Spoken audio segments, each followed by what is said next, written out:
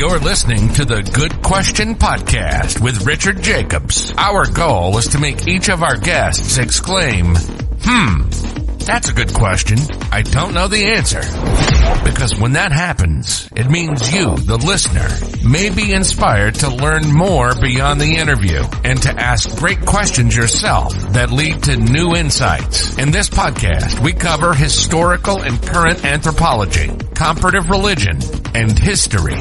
Welcome, and let's get started.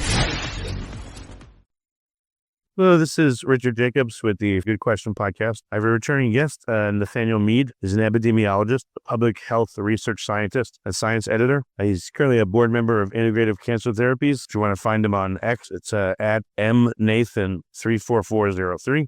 Today we're going to talk about a subject we've spoken about because Nathan's been here a few times by COVID. He's released a number of very important papers regarding the infection rate of COVID, possible treatments, how the science, quote unquote, has been progressing on it, and vaccine efforts, etc. A very different perspective than I think what you'll see in mainstream media. So I encourage all listeners, if you have any questions about COVID or want to know some of the shenanigans that are going on behind the scenes, to listen to his other interviews. But just want to welcome him back, and we're going to talk about some of the some of the scientific illiteracy that surrounds it. How authority has kind of taken a much stronger position over our lives and over our health. So welcome back, Nathan. Thanks for coming back. Thanks very much, Rich. Great to be here. Thank you. Well, tell me, so are you going to explain to me why, for instance, some people are still wearing masks after like 6 years?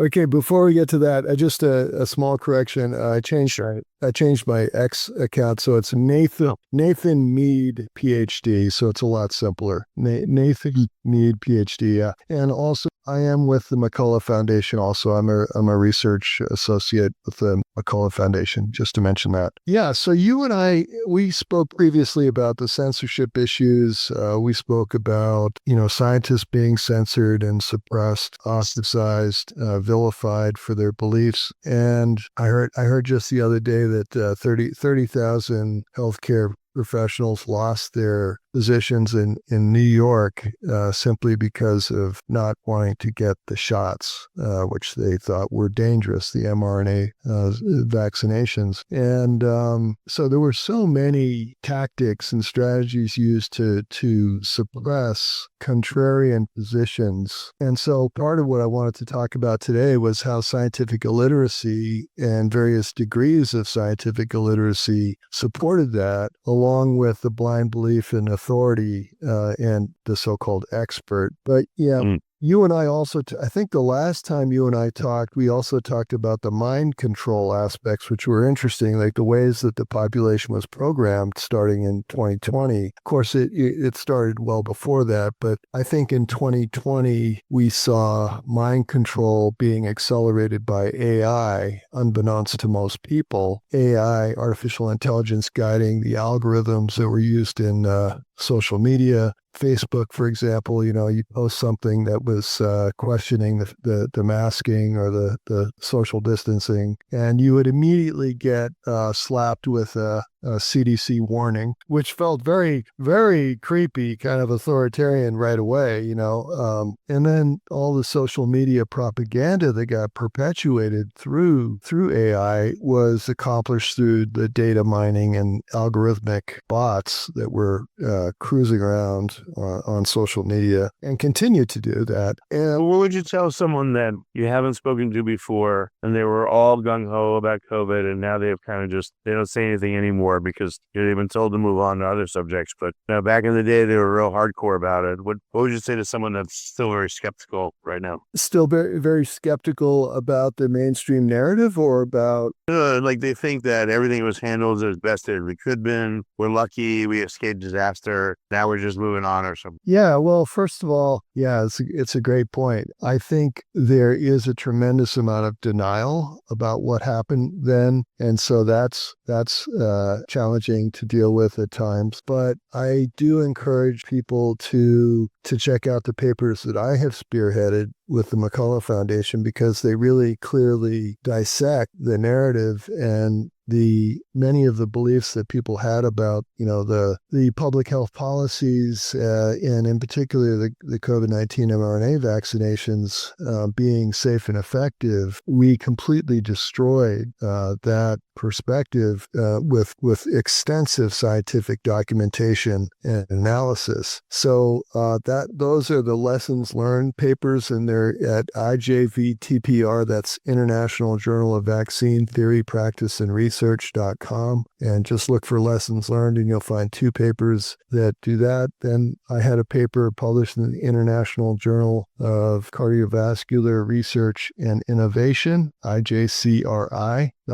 and that paper looks at the myocarditis issue and how so many young people were damaged and permanently with permanent heart damage, and many of them died in sports events starting in 2021, as you well know, sudden cardiac death. And the rate of sudden cardiac death on the field after the vaccines came out was increased by conservative estimates, increased by tenfold, okay? And these are soccer players and, basketball players and, whether they were working out or competing, they often had sudden cardiac arrest, and it's a real tragedy. Yeah, so I think it's important for people to look back and find these, be willing to look at these papers. I think a great resource, which I want to encourage everyone to use, is the COVID Index, which is covidindex.science. If you look it up, covidindex.science. What this is a massive accumulation of well over 2,000 papers and growing fast, which completely destroy the mainstream narrative and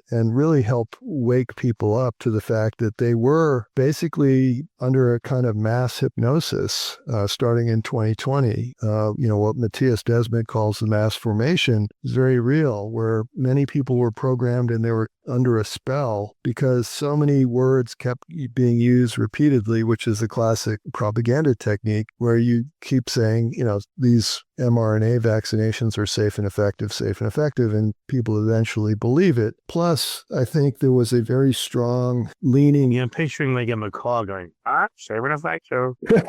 Yeah, it's a good one. I like that. Yeah, you'd be a good comic strip writer. But yeah, I think that programming was so clearly done on the mainstream media, or what's called legacy media. If you went on, you and I talked about this before, but like CNN, with all their pharmaceutical advertising, and other channels, other mainstream news networks, they all were heavily dependent on the pharmaceutical industry for their messaging. And I like to use the term that Dr. Peter McCullough uses, which is the biopharmaceutical complex, which he wrote about in his book, Courage to Face COVID-19 with John Leake. And so that biopharma complex refers to this intertwined, extensive network of multinational drug companies, federal regulatory agencies, research labs like the Wuhan lab, influential organizations like the Gates Foundation and Wellcome Trust and Gavi. Yep. So it's very much akin to what Eisenhower called the military-industrial complex. So just this immense network of control. Some have also called it a cartel or a syndicate or a cabal. It's this. I think the fact that almost every nation on earth acted and said the same things shows you the amazing power of the forces that push this. Because I could, I don't know, even if you're the nation of some small crappy country, you still have access to quite a bit of information, as the president. How could they have control over almost every nation in the world? Yeah. And how could the policies be put in place so quickly, simultaneously around the world, like you were saying? I mean, it was almost like it was simultaneously. All these countries went lockstep with this edict from the biopharma complex, this massive syndicate. And, Gates was smiling and Fauci was smiling, and, basically lying to the public. We now know that the virus did originate in the Wuhan lab. It was initially tinkered with at UNC Chapel Hill, where I was a grad student. I was actually a doctoral student while it was being messed with there. But yeah, and then went to Wuhan lab and fully supported by Fauci, as a bioweapon. So kind of amazing to think that, we're looking back. I think many people who bought the narrative still haven't fully or even begun to grasp the level of deception that occurred. But, I just recently spoke with a Dutch medical doctor. She was visiting here and she went to the Children's Health Defense Conference down in Texas. And she has published with the Brownstone Institute. And her name is Lisa Benink. I guess it's Elizabeth Benink in her formal name. But she was telling me about how in the Netherlands and throughout Europe, and I think this is true in the United States as well, many doctors were told that they simply could not talk about any COVID-related issues with each other in the clinic or in the hospital. It was off limits. You could not have any discussion. So the censorship, You know what literally was said? Like the higher up said, just don't do it or there'll be trouble, or did they literally say like you'll lose your license? I mean, you would probably get put on a list to be watched, but you could not, for example, you couldn't have in-person meetings to discuss, the masking or the distancing. And I'm sorry, I didn't mean to ignore your question about the masking in the beginning, but we can circle back to it. But, there were no online forums or meetings for discussion in many I think in all European countries. And this is true in the United States to some extent as well. So, and there were also no channels for publishing or sharing concerns. Like if you're in a hospital situation and you had concerns about the way people were being treated for COVID, which, as you know, was a source of tremendous abuse in the hospital setting because people were not given early treatment. And then once they advanced to, the serious respiratory problems with COVID, they were not being treated properly. They were being given resveratrol in many cases, or they put on ventilators. And that often led to... You mean remdesivir? Or? Remdesivir was, being recommended when people were at critical stage, and remdesivir often caused myocarditis. So even though, and that was used in part to attribute the myocarditis to COVID-19, even though it was the treatment that was causing a number of those cases. But remdesivir had very limited value, and it's just one example of many abuses that took place at the hospital level. But the bottom line, there was no allowing for open discussion, no free, open scientific discourse. And it was all being carefully, tightly moderated and manipulated and shadow banned, shadow. Who do you think is the head of this monster? Right. Good question. I don't know. I mean, it's a mystery. I mean, people have speculated that, it's a small group of very super rich people who are afraid that we've reached critical mass with our population. We're at ecological overshoot, and you see a lot of ecosystems failing around the planet because of pollution and because of people not taking good care of the earth, and that this could have been a population control measure. I mean, Bill Gates has alluded to that, putting his foot in his mouth a couple of times publicly, where he said vaccination is a great way to control population growth. Hello? Well, yeah. But, I saw him interview with Bill Gates, and they said, why are you building all these vaccine factories? And he said, what's the big deal of spending billions when there's trillions at stake? So it's like, okay. Yeah. That kind of says it all. I mean, the amount of money that's involved also has been a factor, but I also feel that the money has been more of a driving factor for the production and dissemination of those products. And then, you had the media cooperating by creating an atmosphere of fear that was really intentionally created to intimidate people like me who are dissidents, scientific dissidents, or anyone who question the narrative and the abuse of power. So, I mean, what you and I were going to talk about today is really this intersection of scientific illiteracy on the one hand and blind trust in the experts and government agencies on the other, what Robert F. Kennedy has called the appeals to authority. And you mentioned masking, and I have to say that to me, symbolically, this was one of the most egregious examples of scientific illiteracy. And Yeah, it was ridiculous. you've commented on it yourself. You gave me a very articulate download about the masking and why the cloth masks never worked and all that. But I remember seeing not only Well, to me, it was just the pore size. Like, if you microns versus nanometers, it's 1,000, difference. I mean, sorry, 3 orders of magnitude. It's like trying to, I don't know, capture a fly with a football field or something. Doesn't make any sense. it might have, in some cases, if you doubled or triple masked, you might have had some benefit. But I mean, in terms of like if you were coughing or sneezing, so it would limit, especially on an airplane, could be helpful to others. But, think of all the cases where people were sitting alone in their cars with the mask on, or sitting alone in their office on a Zoom meeting, with the mask on, or, you see kids out on the playground by themselves with a mask on, playing in a playground, and all of that was creating a kind of, I think it was epitomizing this intersection of scientific illiteracy on the one hand, due to what you just said about the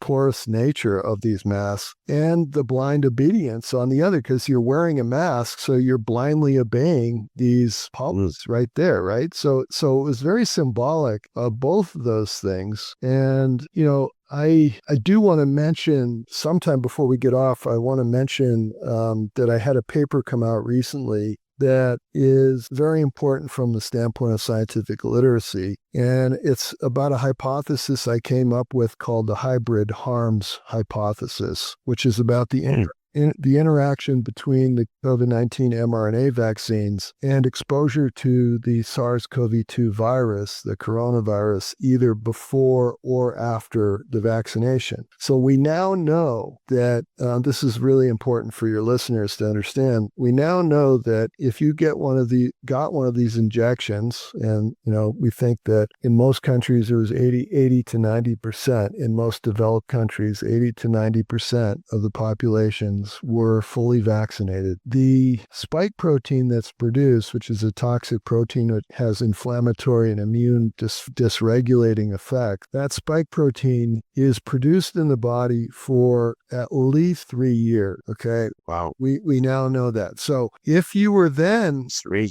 years.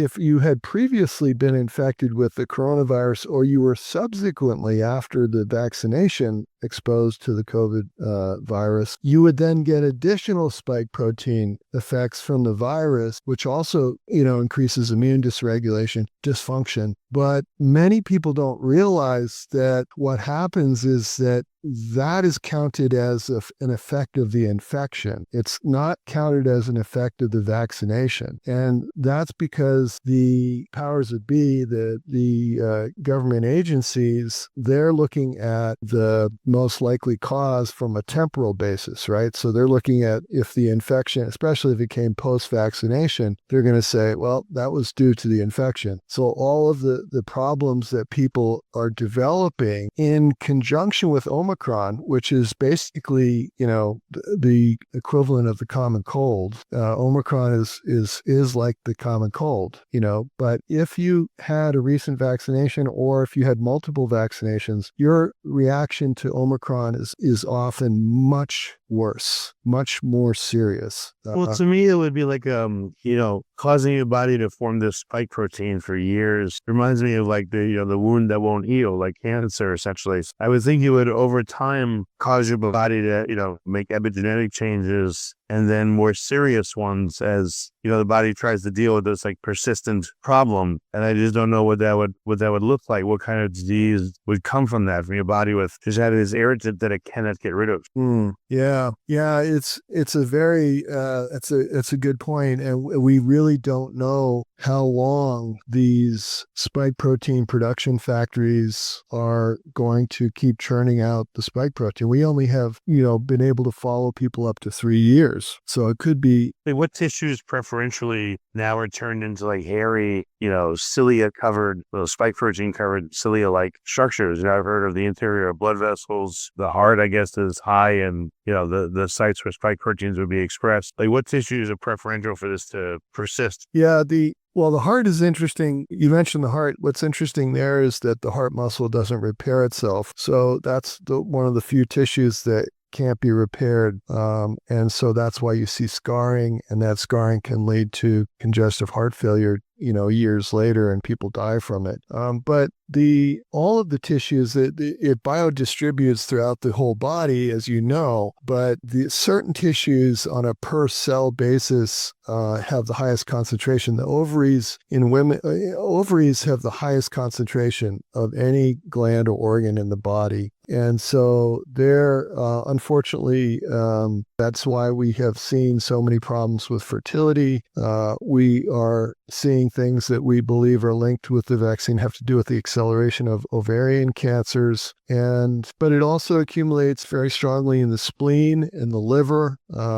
And that's really unfortunate, because that's why, it's been linked with autoimmune hepatitis and also with other liver conditions. And that's what I mean. It makes sense that it would lead to like autoimmune sequelae, because you're irritating it, it never goes away. And so the compensatory mechanisms eventually, I guess, turn like pathogenic is what I would think. Right. Yeah. I would, like to comment a little bit on the languaging that has been used, because I find it really interesting even today. I mean, we've talked about some of it, but a lot of it is euphemisms, that people have used that are sometimes very subtle and other times very blunt. And, probably the euphemism that you and I have keyed into the most is trust the science, right? So trust the science is really a euphemism for blindly obeying authority, and also for suppressing dissent of different scientific views or dissenting scientific views. So trust the science, which Anthony Fauci used. I think a lot of He said, "I am science too." I am the science. Because I am the law. I am the law. I'm basically the god of science. Yeah. So that was an interesting one. And then, early on in 2020, I remember public health measures being tossed around, that phrase. And, I was a doctoral student in public health at UNC. And so that really hit me, because I had a meeting with some people who were deciding not to get the COVID shots, the so-called mRNA vaccines. And one guy came up to me and said, it's not about public health. It's about authoritarian control over the population. And I said, really? And because my world was public health. So I couldn't quite grasp what he was saying. He said, no, it's all about authoritarian control and the erosion of civil liberties. And, that is largely what happened. People were, kept out of public spaces if they didn't adhere to the masking and the physical distancing. And so public health measures was really a euphemism for authoritarian control. And then you saw it with some of the control measures like quarantine. Quarantine was really a euphemism for arbitrary isolation or detention of people without evidence of illness. They could be quarantined for just having a positive PCR test. And, that actually happened. People were, and it happened with physicians and healthcare professionals. And as you and I both know, a lot of that COVID testing was completely fallacious. There were studies. Well, I mean, you could have a COVID testing, pop up tractor trailer, and you could take all the swabs and just throw them in the garbage, and then just randomly tell the machine, like, all right, every third one is positive. Throw. I mean, you had no clue where did they go, how were they sampled, what was the chain of custody, how they handled. Right. It could all be made up. Why not? And what was the cycle threshold that they used? That was really cool, because that would determine the percentage of false positives. And in many cases, there were up to 90% false positives in these testing facilities. And so the fact that even a true positive test, this is something you and I might have touched on before, but because we talked about a lot of stuff, but the true positive test could simply mean that you were exposed to the virus, but your body had already neutralized the virus and it was gone. And you're looking at the remnants and you're actually looking at a successful immune system result in many, many cases. So even if it was a true positive test, that was the case. And the positive tests were simply revealing dead virus particles that were left over from the mucosal immune system doing its job. And this is another example, I think, of scientific illiteracy, because people thought, oh, if I get a positive PCR test, there's a very high chance that I have got COVID and it's going to really hurt me, and they didn't realize that in many, if not most cases with a healthy person, it meant that you had successfully eliminated it. And then we had, I jotted down in my notes a couple of other terms that I think are interesting. Contact tracing, where you're following people. That was really a euphemism, I think, for government surveillance, in tracking citizens' movements. And eventually it would culminate in allowing the vaccine passports, which I think... Yeah, I remember my friend was in Romania, and for about a month, they sectioned off the grocery store, and only the vaccinated could shop here. And, of course, they left like little bits of the store with nothing in it for unvaccinated pariahs. Yeah. To buy stuff. It really came to be like the Stanford prison experiment. I think there was no shortage of happy compliance with people like finding the evildoers that wouldn't comply and hurting them. Well, and it really is. I think many people are correct in thinking that this was set up largely so that we would all accept the digital ID and the central bank ID at some point. So you'd have a digital currency that was linked to a central bank that would control our spending, like they're doing in China and Vietnam. And that sounds like a totally paranoid scenario, but they're already setting this up in Europe, and it should be set up by next year. So this is a very concerning development, and I think the vaccine passports, set a precedent for that. The word vaccine itself, you and I have talked about this. It really, it got redefined in 2020. It really was not considered a vaccine. These mRNA products, they were considered experimental gene therapy or gene transfer technology. And it was really an untested injection with unknown long-term effects. Because remember, as we talked about before, the clinical trials were only 2 to 3 months. The randomized clinical trials were only 2 to 3 months. But for safety testing, you have to go 10 to 15 years with large populations to really determine whether it's safe. So the vaccine was a euphemism, and, it was used because nobody would have accepted experimental gene therapy or gene transfer technology. If you had that term, there's no way people would have accepted it. I think vaccine hesitancy, also the worst phrase, right? So that's a euphemism. Anti-vaxxers. Right. And really that's really about rational skepticism. I mean, that people who were just simply questioning, hey, this stuff wasn't safe. It wasn't tested sufficiently. The randomized trials were... Well, made it sound like it was not new either. It's like, oh, we already have a word for this. This is a well-known phenomenon called vaccine hesitancy. Therefore, that makes them more accepting. This is not new. We've seen this before.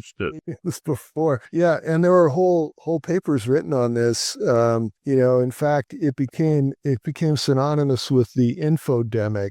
Which the infodemic in 2020 was just about too much information, but by 2021, it was all about vaccine hesitancy. It was all about people who, even though they were well informed, they refused, to accept these experimental injections. Well, we noticed too, misinformation, disinformation, all that stuff came to the fore at the exact same time. I had never heard of misinformation or disinformation or look out for it before, but they drummed it up at that time. They needed it. Yeah. And then there was, I think it was malformation or malinformation, I think it was, which was Where did that come from? It was disinformation. It was misinformation, disinformation, and then I don't know what the other ones were. But. Yeah, this one was the CIA used. I think it was called malinformation. I have to look it up, but it had to do with using misinformation that they knew was false, but it was for a good cause. Yeah. I mean, even this, to me, this is the biggest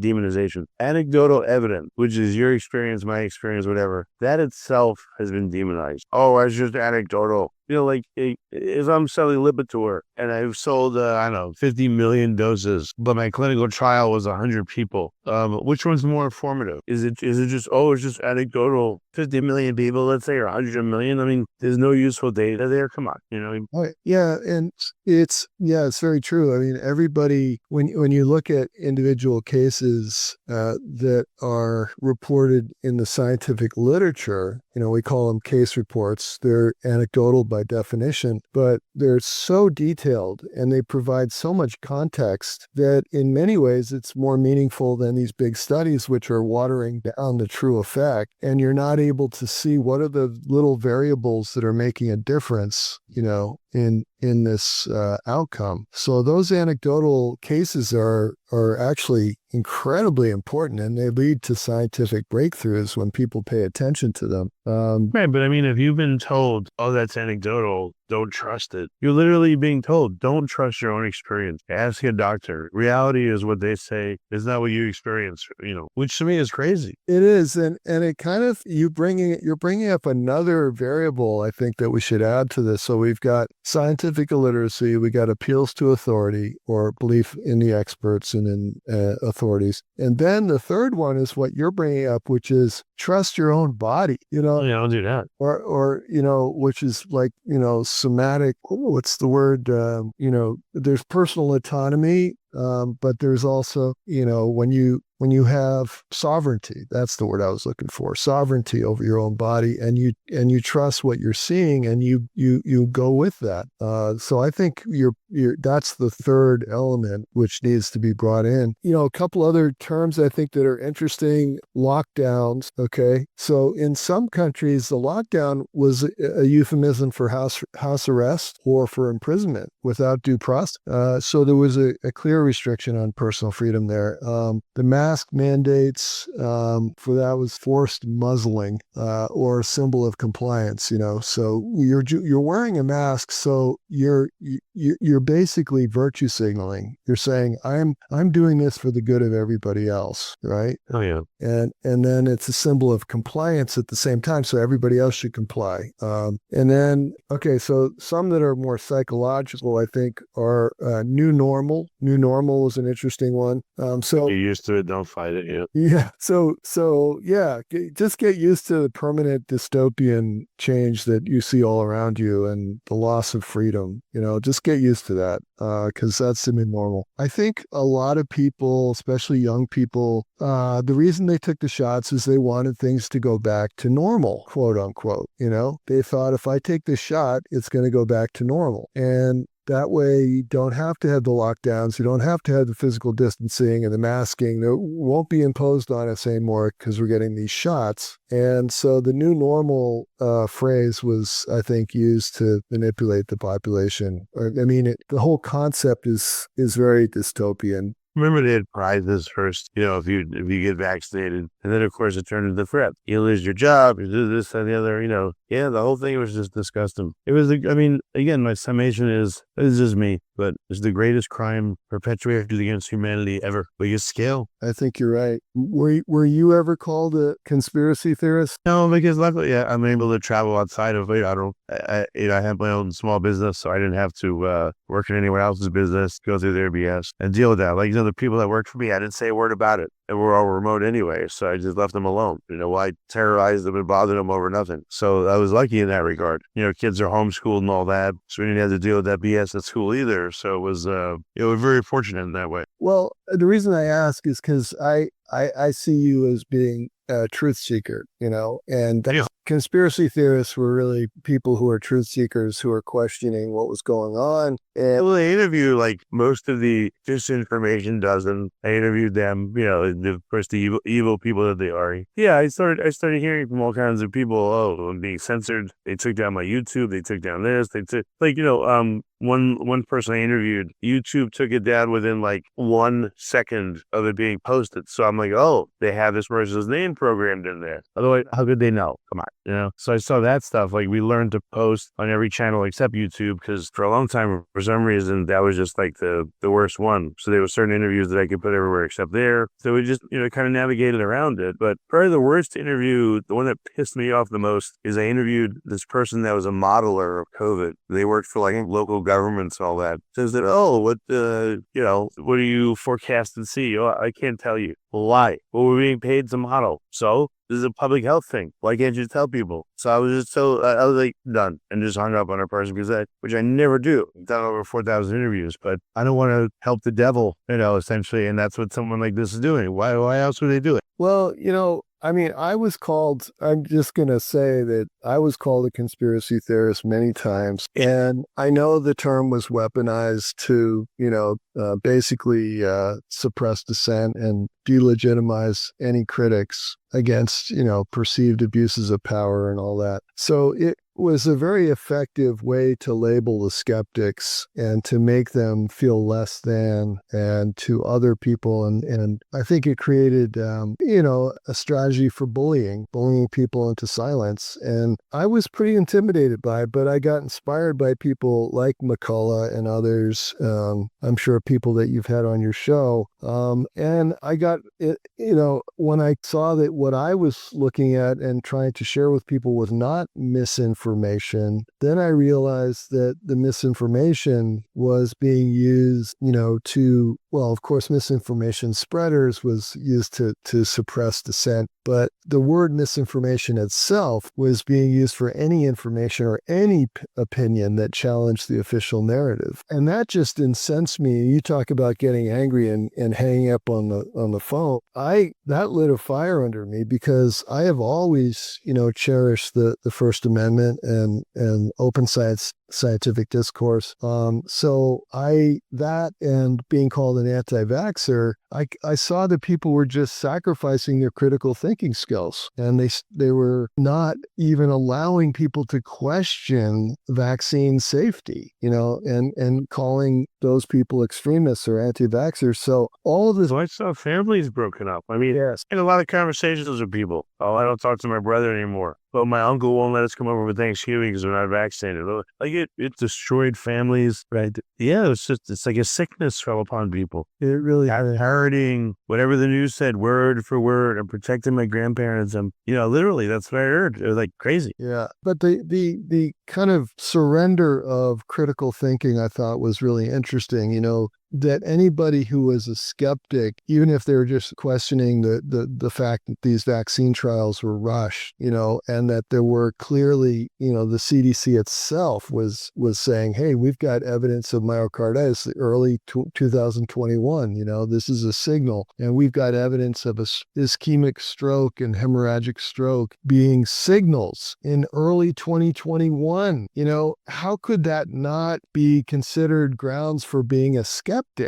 But instead, somehow, and I think a lot of this happened through AI, social media, and the programming that you and I have talked about before, somehow those people just automatically got slapped with anti-vaxxer, conspiracy theorists, that kind of thing. And it's really, I think, something you asked a question earlier in this conversation about how do we talk to those people who still believe that it was all good and nothing really nefarious happened. I think having honest conversations about these terms that we've just talked about and how they were used to caricature dissent as irrational. I mean, how could dissent in the United States, where freedom of speech is the First Amendment, how could dissent be called irrational or anti-science? That's a really important discussion to have with those people. Because if you do that, then if you allow dissent or to be considered irrational anti-science, then you are sidestepping any meaningful debate, any meaningful discussion about things that could really harm people. So we now... Well, they framed it as you're irresponsible and you're hurting people. You're a public menace to question it. So that's why they used rule of law to force people into all kinds of horrible things, Right. And eventually you get painted as a dangerous extremist and all these important issues like safety of medical products, in this case, these so-called genetic vaccines. It completely obscures these really valued issues, and the long-term safety issues. We're still seeing lots of papers out. There are over 57,000 papers on PubMed that mention the COVID-19 mRNA vaccines. Over 57,000 on PubMed. Oh, by the way, I asked a whole bunch of guests this. Have you ever seen electron microscopy of COVID? Oh, yeah. Oh, could you show me? That's in the literature somewhere. No problem. Would you mind forwarding it to me after the call? Yeah, I'll do that. Never got it once because it doesn't exist. Oh, man. Have you seen it? No, I've never seen it. No. So what are we chasing? Right. I mean, I don't know what the implication is, but how could there be no microscopy? How could there be no scanning of it? No nothing. How could this be? Like the paper that came out early on from North Carolina Chapel Hill, I read it. It was like something like SARS-1 backbone modified to be more infectious. So rationally, you would think, okay, if you're the president of the U.S. or wherever, I want every person contributed to that paper flown immediately to stand before Congress and tell us everything you know. That was my first thought when I saw the paper. I wouldn't mention a word of it. Nothing, Then there were companies that were supposedly tracking, all the variants and everything. So I spoke to a couple. I said, oh, do you have like a picture of how the variants are evolving and, the actual, what do they call them? The components that make up a virus, the different sections, I forget now.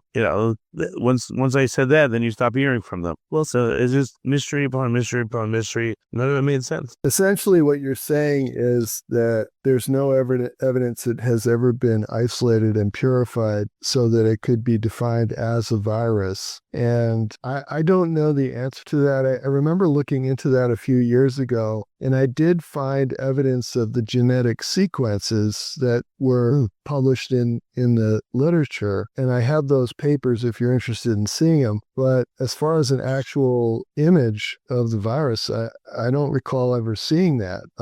So what are we actually looking at? We don't really, I mean, it didn't make sense. If this is the greatest threat to mankind, and you're putting trillions of dollars into it, you think that you would do some of this stuff? Nah, I mean, if it really is that much of a threat, we should have known a tremendous amount about it very early and quickly, because they would have studied the life out of it, but they didn't. It was just all obscured. Yeah. It's really mind-boggling to think that the virus, I mean, I have seen papers that characterize the virus and its structure, but I don't recall actually seeing a photo or image. So what are they reconstructing based on random genetic sequencing techniques? Because usually with a virus, you can see very uniform particles that define that virus in its structure. So that's very interesting. Like what does the capsid look like? What is the method of entry? What appendages does the capsid have that show its function? Like all this is useful information. Why not have it?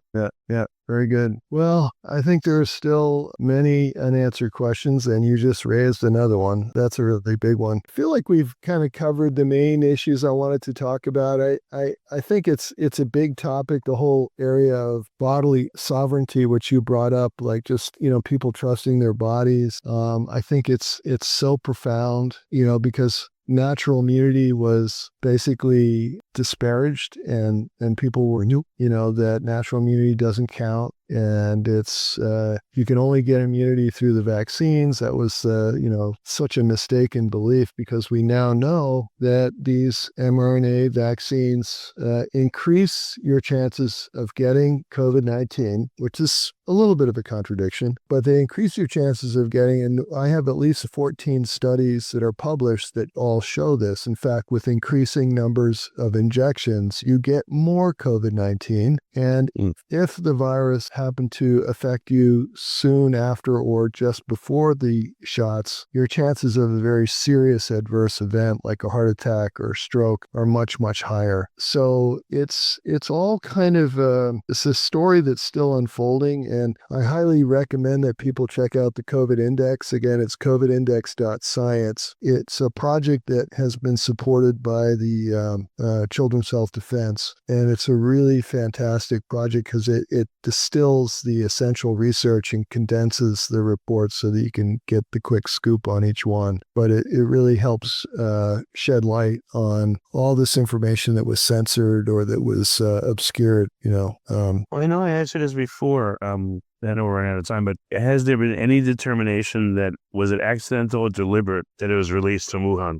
No, that's the big question. I think it's increasingly clear that it was deliberate because you have Redfield, I forget what his first name is, who was the former head of the CDC. He just went public recently, and he said that Fauci has lied pretty much all along the way. Rand Paul has also documented this with his questioning of Fauci. And this was the actual release. There is increasing suggestive evidence that it was deliberate. But there was an interview done with Redfield recently, and I wish I could remember who interviewed him. And there's so many of these out there, but I would encourage people to look for that. And I tried to get Fauci, but I couldn't get him. He was too busy. I know some people got him, but that would be, it's like interviewing the devil, but it still would have been an interesting thing to talk to him, to hear the delusion, Right, from the horse's mouth, yeah. Well, keep up the good work, Rich. I really appreciate all your work, and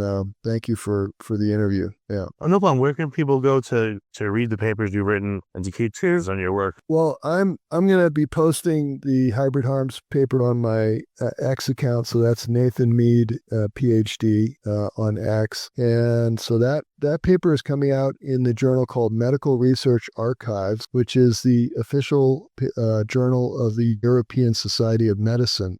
So that'll be out in the next 10 days, and it's going to be a bombshell paper. Please be on the lookout for it. It will eventually get onto PubMed, but we are deliberately choosing journals that are safe from retraction. So many journals like The Lancet, New England Journal of Medicine, JAMA, they are all completely owned, so to speak, by the pharmaceutical industry. So if anything threatens the profit margins of the industry, the articles are being retracted at unprecedented rates. So you go through the whole review process and then you get retracted. It's an unethical retraction, and in some cases it's predatory. They knew ahead of time that they were going to retract it. So that's an unfortunate. It's probably, is that more, I think that's actually probably more damaging than never getting into those journals. Yeah, it is. You're right, because it damages the reputation. It makes people think that the whole premise of the paper was false. Exactly. You're absolutely right. So it's becoming increasingly unattractive to go with journals that once were very reputable and very trustworthy. And so Medical Research Archives, the paper is looking at the combined effects of the COVID mRNA injections, and because and the infections, the coronavirus infections, so the combined effects of those two. And as we said before, because the vaccines have such long-lasting production of the spike protein and the lipid nanoparticles are highly inflammatory themselves, and then you have the DNA contaminants that are a byproduct of the manufacturing process, which are being linked to cancers and autoimmune disease. And all of that we now believe is persisting at least 3 years and probably on and on for many of these injections, unfortunately. Right. Yeah. Well, very good, Nathaniel. Thanks for coming back, a bunch of times. And I know you're going to keep at this. I'm looking forward to speaking to you again when you have more info that you've uncovered. So thank you very much. It's always a pleasure to talk with you. Thank you. If you like this podcast, please click the link in the description to subscribe and review us on iTunes.